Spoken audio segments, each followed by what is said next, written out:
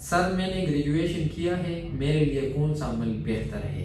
अच्छा इसमाइल साहब, इसमें कुछ चीज़ें आती है जो टेक्निकल है, वो आपको खुद प्रोवाइड करनी होती है। आपने खुद थोड़ा सा रिसर्च करना होता है, तो इस हिसाब से आपको डिसाइड करना चाहिए कि आप कौन से मुल्क जा सकते हैं। फॉर एग्जांपल, तो सबसे पहले आपका पूरा प्रोफाइल हम एनालाइज कर लेते हैं। उसमें सबसे पहले जो आपकी क्वालिफिकेशंस है वो आती है कि आपने कौन सी फील्ड में अपनी ग्रेजुएशन की है, उसके मार्क्स परसेंटेज या आपका जो CGPA है वो, आपका अगर स्टडी गैप है तो भी आपने वो डिस्क्लोज करना होगा, क्योंकि ज़्यादातर कंट्रीज जो है वो गैप एक्सेप्ट ही नहीं करती।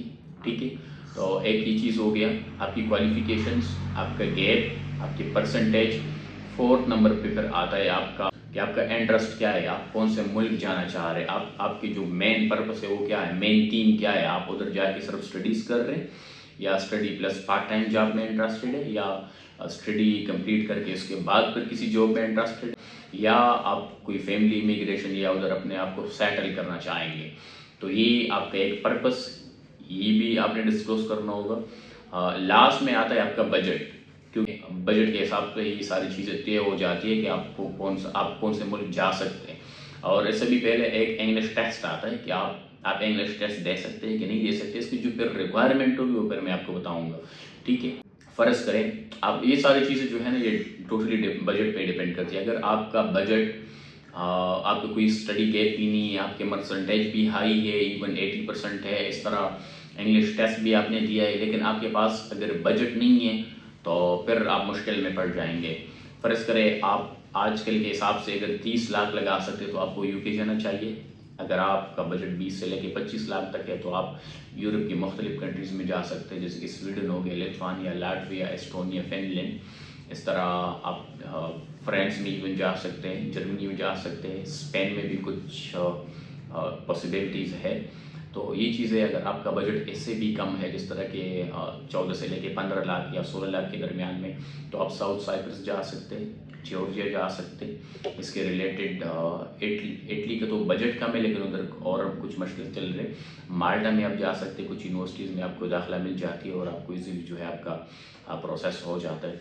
तो वो भी है। अगर आपका बजट इससे भी कम है, जैसे कि 7-8 लाख या 10 लाख रुपए तक है, तो आप नॉर्थ साइप्रस जा सकते हैं, टर्की जा सकते हैं, मलाशिया जा सकते हैं।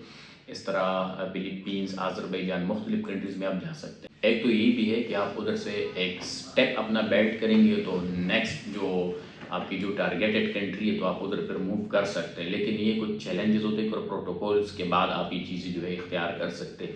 तो मेन जो थीम है वो आपका बजट है, इंग्लिश टेस्ट है, आपकी क्वालिफिकेशन से, तो ये सारी चीज़ें जो है हम रिकग्नाइज करेंगे। तो इससे पहले अगर आप खुद अपना थोड़ा बहुत रिसर्च करेंगे, किसी भी कंसल्टेंट को विज़िट करने से पहले आप खुद अपना प्रोफाइल एनालाइज करें, थोड़ा बहुत आप खुद रिसर्च करें कि मुझे कौन सा मुल्क जाना चाहिए, मेरा उधर मकसद क्या है और मैं उधर करूँगा क्या। तो ये चीज़ें अगर आप खुद डिसाइड करेंगे, रिसर्च करेंगे, फिर आप सिंसियर कंसल्टेंट से आप ये चीज़ें डिस्कस करेंगे, तो इंशाल्लाह आपको बेहतरीन मशवरा देंगे कि आपको कौन सा मुल्क जाना चाहिए।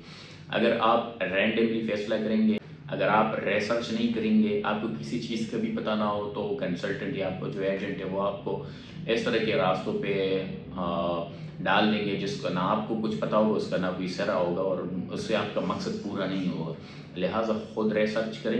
अगर आप खुद रिसर्च नहीं भी करेंगे तो आप अपना पूरा काउंसलिंग कराएं एक कंसल्टेंट से, तो इंशाल्लाह आपके लिए बहुत आसानी होगी। तो ये मेरी कुछ एडवाइस है, वो आप अपने पास नोट कर लें और उस तरह मज़ीद इन्फॉर्मेटिव वीडियोज़ के लिए आप हमारे चैनल को सब्सक्राइब करें, शेयर करें, लाइक करें। इंशाल्लाह आपको इसी तरह मालूमाती वीडियोज़ जो है वो मिलती रहेंगी। Thank you so much.